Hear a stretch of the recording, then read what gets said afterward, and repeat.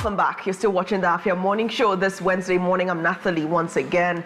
And of course, Oji is here, looking like a Leonard colleague, if I can say so. How are you doing, Oji? Good morning. Great. And of course, Barr Chidi is here as well. Like I said at the start of the show, it is a cool morning in the cool city, and Barr Chidi is displaying just that. How are you holding up? The cool weather is coming upon us. It's all good. Good morning. It's all good, or is it all cool? It's all good. It's all cool. Great to have you. Thanks. And how are your chickens? They are doing great. There was a crisis, wasn't it? Yes. Tell us about that. Yeah, the weather declared a state of emergency on my farm. But I quickly had to release them, allow them to walk around and get some fresh air. The sun also helped to dry them up, because if you leave them in that condition, they will maybe develop excess cold or catch a disease. The chickens were shivering. Yeah, they were shivering. The rain really got into their cage, and they were shivering very hard. How are they shivering? They were shivering like a shivering chicken. How would you show us how they shiver? It's good that all 40 of them are doing well. There were no casualties. There were no casualties. No casualties. Yeah, there were no casualties. Even though there was a war at night. Okay, let's take a look at headlines making the news this morning. We'll start with the Daily Times. DSS slams criminal charges on Showore ex-Meta over anti-Tinubu posts.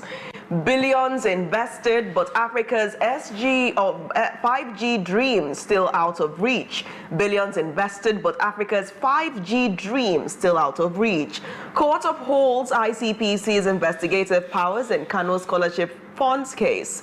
Over 5 million uncollected PVC is worrisome ahead of 2027, is according to CSO. Straight to Amebo newspapers. You are out of touch with reality. Presidency tears Atiku apart over hunger comments. APC chieftain Alhaji Ishmael Adebayo Yisa Omoade sends goodwill messages to students on academic resumption. I restored stability in rivers under extraordinary circumstances. This is the sole administrator, Ebas, speaking. Nigeria to launch Chinese-financed lithium plant in Nasarawa. 5% fuel tax should be introduced when Naira appreciates or oil price declines. This is according to Taiwo Oyedele. And straight to Salient Times, we've taken over 10 million Nigerians out of multidimensional poverty, presidency speaks. Lenders would have taken over my assets if refinery project failed, according to Dangote, as Dangote refined petrol lands in US for the first time. Lady allegedly kills sister over 800 Naira debts in Ondo. Occupants jump out of window as fire got 6-story Afriland tower. Shetima seeks sub-regional collaboration to tackle hunger. I restored stability in rivers under extraordinary circumstances. Still able speaking. DSS sues Showore ex-Meta over post about Tinubu as Showore begs court to stop Meta X from deleting his anti-Tinubu a criminal comment. And straight to Daily Independent. APC accuses Atiku Abubakar of instigating revolution in Nigeria, warns inciting anarchy, not legitimate opposition politics. Reforms in oil gas sector have delivered FDPs worth $18 billion, is according to NUPRC. Federal government to simplify land-related transactions to boost food security. Stabilized rivers can serve as national good governance model, according to Ebas. Says emergency rule never a choice, but a necessity. And on this day, NUPRC reforms in oil gas sector have delivered $18 billion FDPs in 2025. Dangote Refinery, Vitol, Sunoco take first petrol cargo to US. Glencore, Shell take second. And lastly here, APC to Atiku instigating anarchy, degrading to your status as ex-vice president. The Guardian. Insider threats, low confidence, hobble $14 billion aviation target. PDP throws 2027 presidential ticket open to all regions. Food, transport, housing, others remain key inflation drivers. Atiku meets U.S. envoy in Abuja, flays tribalism in Nigeria. Obi decries normalization of violence as Kwara youths make distress call. Tinubu returns as Fubara set for reinstatement. LP6 emergency rule pro. FG is insensitive to doctors' welfare, NMA reiterates. Showore files counter-suit as DSS sues him, ex-Meta over anti-Tinubu post. International Day, Lagos warns against using ozone-depleting gases for refrigerators. Others. Lastly, on The Guardian, crude output improves as Nigeria records first full pipeline availability in 20 years. The Punch. FG unveils agric reforms, moves to create 21 million jobs. Fresh incentives, will boost food production, free Nigerians from seasonal dependency, attributed to Shetima. Afan, others endorse measures, seek timely intervention, women farmers tax FG on loans, others. Tinubu returns to Abuja after curtain short Paris leave. Nama pushes for tariff hike, airlines kick. Army arrest notorious IPOB commander in Imo. How Nigeria can attain global power, attributed to Sanwo-Olu. Don't derail Awujale Selection Council warns ruling houses. 4 hospitalized as fire got 2 Lagos buildings. And lastly on The Punch, FG predicts fresh flooding in Lagos. 13 others. Moving over to Vanguard. Rivers hopes mixed views as emergency ends tomorrow. Abbas asks residents to nurture peace already built. Elders sue for unity for Barr returning as a conquered man, says CUPP. Governance may suffer, says Okorie, APGA's founding chairman. PDP warns for Barr against defection, demands probe of interim rule. Tinubu returns from vacation. Experts disagree as presidency says inflation will drop to single digits. Bandit commander Ado Alero kills traditional ruler in Sfax, Zamfara, beg your pardon. Nin SIM linkage reduces fraud, boosts national security, says Tinubu. FG drag Showore, Facebook X to courts over criminal post against Tinubu. Lagos key to attaining Nigeria's global influence, attributed to Sanwo-Olu. Food security, FG unveils new agri-investment incentives. Nigeria profs earn gardeners 3-hour pay, says ex-OAU VC Abin Bola. Moving over to Nigerian Tribune. How Buhari's government destroyed economy, attributed to Dogara. Says ex-president's administration's printing injection of 22.7 trillion naira destroyed naira value. Obebolo unveils transformative education reforms in Edo. Customs consults Finance Ministry on alternatives following suspension of 4% imports levy. Upsurge in Lassa fever cases as deaths hits 162 in August, attributed to NCDC. UBA Foundation flags off 2025 National Essay Competition. Petrol from Dangote Refinery arrives USA for first time, says report. In health, cannabis use may quadruple risk of developing diabetes, says study. CPPE urges policy mix to sustain inflation decline, boost growth. And lastly, on Nigerian Tribune, NIPOS intercepts cannabis concealed in Lagos, consignment from Thailand. And the last paper right here, The Nation. Tinubu's reforms revolutionary. Ex-Speaker Dogara, President inherited a comatose economy. Sanwo-Olu, Lagos critical to Nigeria's world power dream. Obebolo unveils roadmap to reform education in Edo. And lastly, PDP's open tickets in line with Olawale Hashim's position on zoning. All right, thank you, Oji, for those headlines. Really interesting ones there, and I think it's clear where we'll begin. And that is the one that made Barrister Chidi look at me funny when I read. Salient Times, we've taken over 10 million Nigerians out of multi-dimension poverty. The presidency speaks. I can't keep my mouth shut. Where are they? You see, this is a recurring decimal. I've noticed that every administration, once in a time, they can bring out this thing. You understand? Just like when Buhari was saying that he has fed, I don't know how many thousands of children, of school children that he is feeding. These things are not realistic. You have not pulled anybody out of any poverty. You can't give us a verifiable statistics to show the actual individual who have been pulled out of poverty. It's a political statement. It will only begin and end in the pages of newspapers. Nigerians are really, really suffering. And for once, I'm supporting Atiku.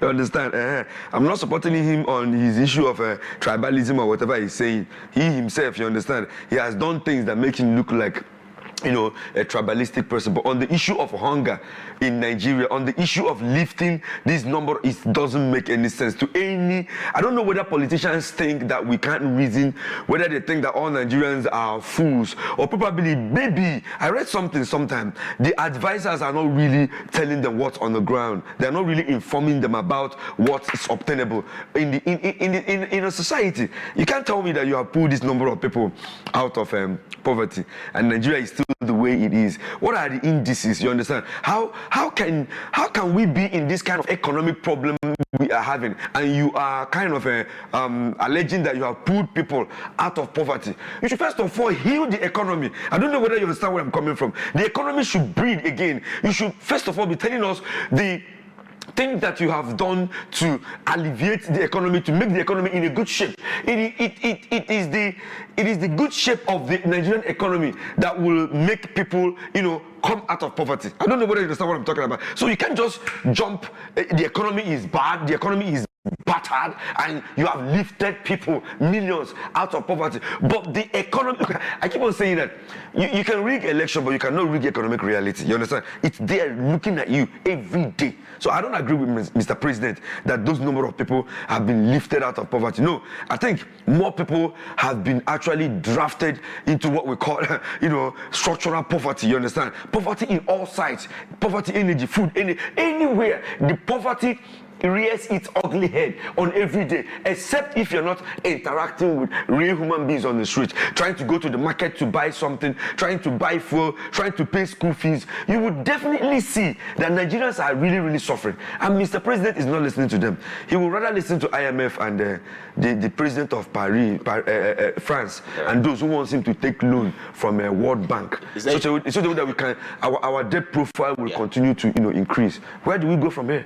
Is there a disconnect between the presidency and the people, hence these statements? Some might call it a political statement, by the way.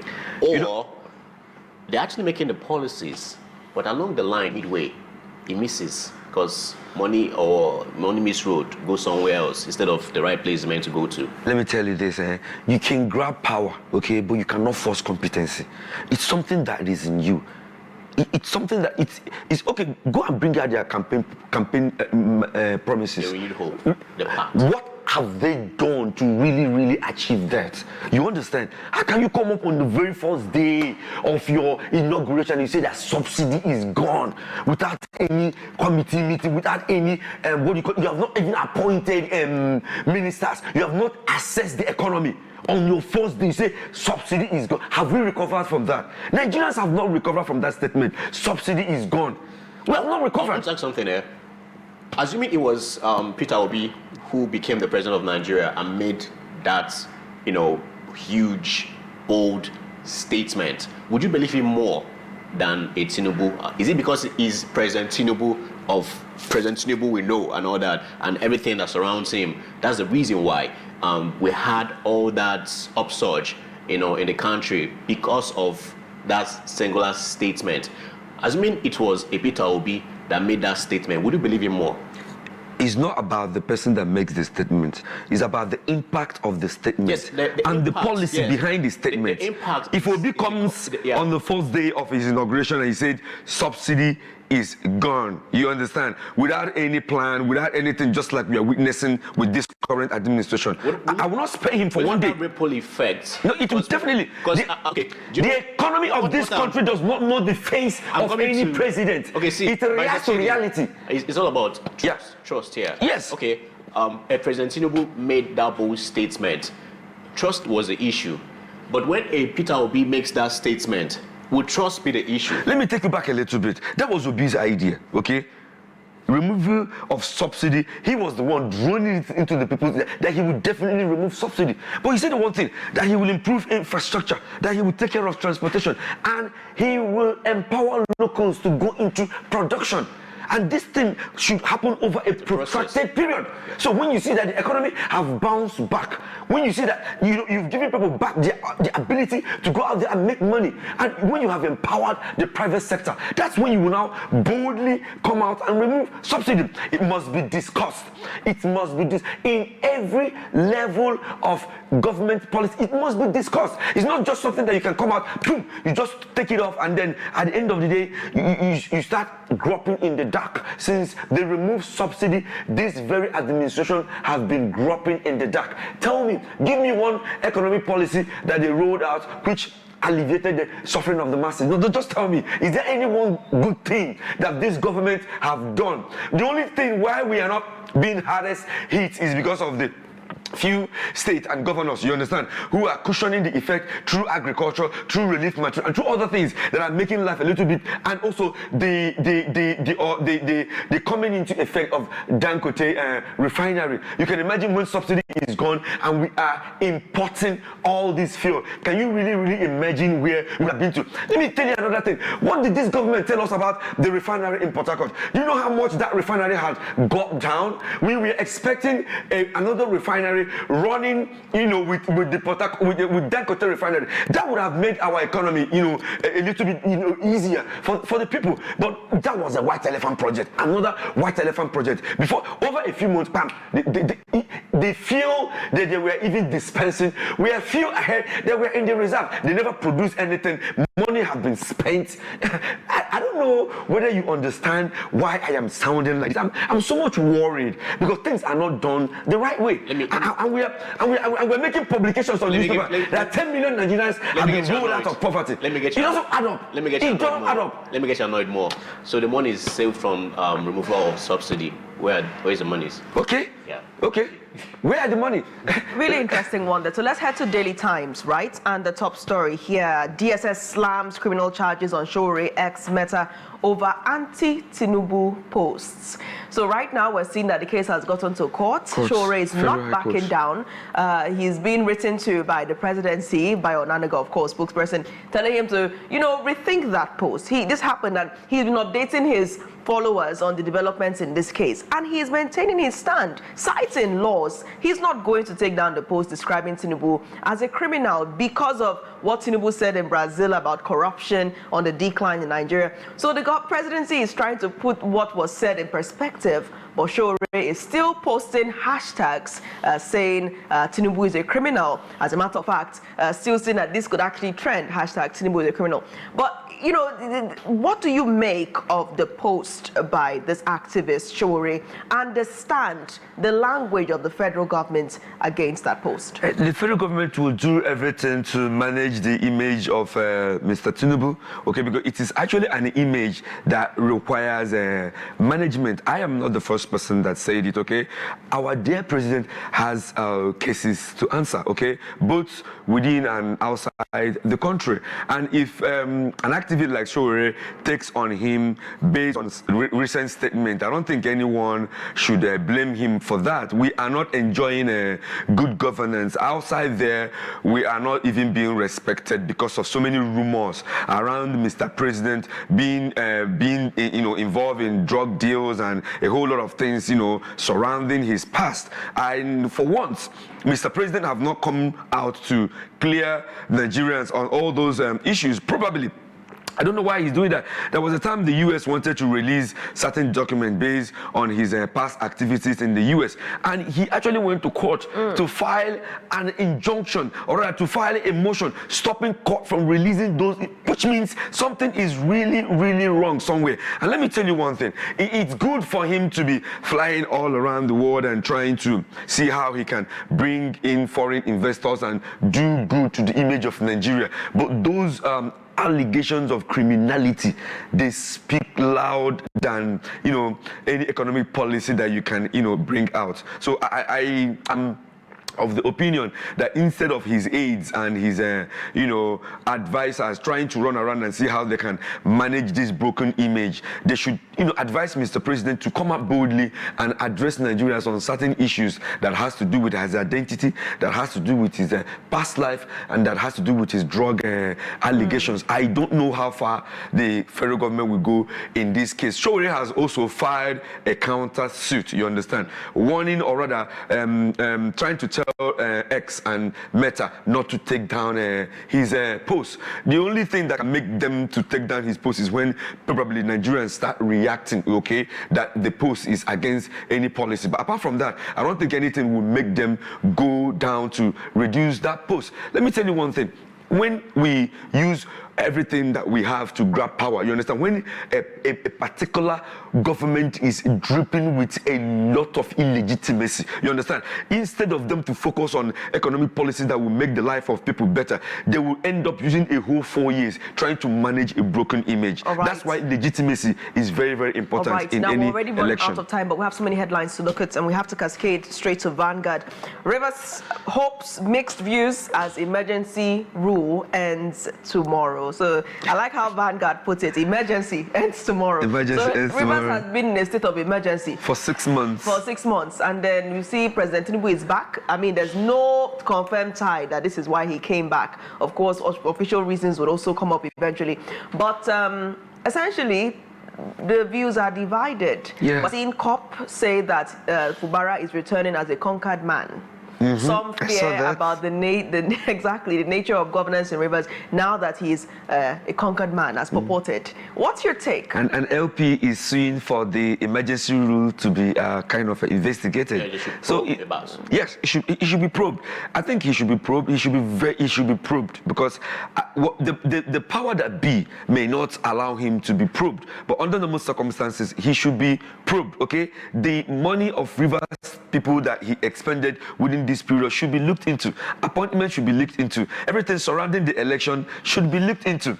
But like one paper, which election? Which election? Okay, the local government election. I thought you meant his election. Yes, no. This thing. You've just taken that thought off my mind right now. Let me see how I can reconnect to that. But basically, what I'm trying to say is that there was a paper that said that he's coming back as a conquered man. Okay, that is because they use this administration, emergency rule administration, to clip his wings. Okay, how many? 23 local government, 20 are now in APC. Okay, a PDP state, a PDP government, a government that won election. Now you've used emergency rule to give 20 local government to APC and also maybe I think 3 to PDP, and those three that are PDP are also weakest loyally. So you can see this is all smoke screen. You understand? The very reason why emergency rule was declared was because of 2027,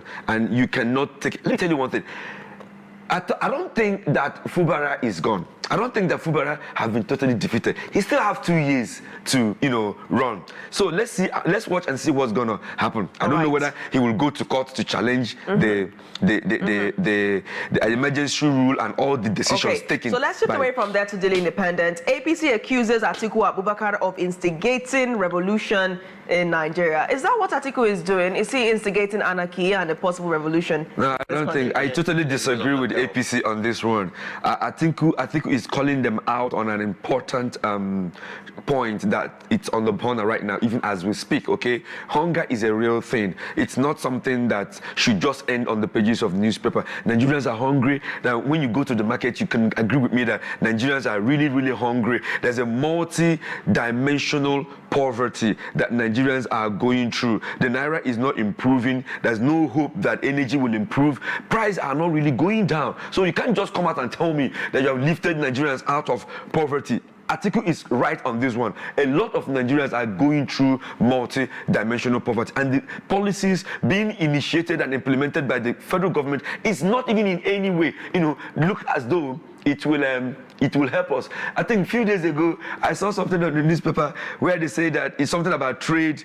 They have made amount of money that Nigerians have made on foreign trade and all the rest of them. You keep on asking yourself, where are these data? Where are they actually coming from? Where are they lifting them up from? It doesn't really materialize into reality. At the end of the day, the government should stop making statements that make them look as though that they know why Nigerians are dying in poverty. I agree with that. Nigerians are really, really suffering a lot, and the government really needs to do something, to make life better before 2027. All right, we're out of time, Barrister Chidi. Thank you once again for joining the show this morning. All right, thanks for having me. We hope to continue to assess developments. Always a pleasure. Subsequently. Yeah. We'll go on a quick break now. When the morning show returns, we'll go on a quick trip around the region, find out what Enugu are saying about the multi-million naira award conferred on the state by First Lady of the Federal Republic of Nigeria, Senator Oluremi Tinubu, as Enugu State has risen to #1 as cleanest state in Nigeria. We also take why are you giving the sign of tying wrapper? Is Enugu tying wrapper? No, it's not tying wrapper. No, you quickly adjusted. Okay. I was wondering and whether. of course, more stories right after this break. Do stay tuned.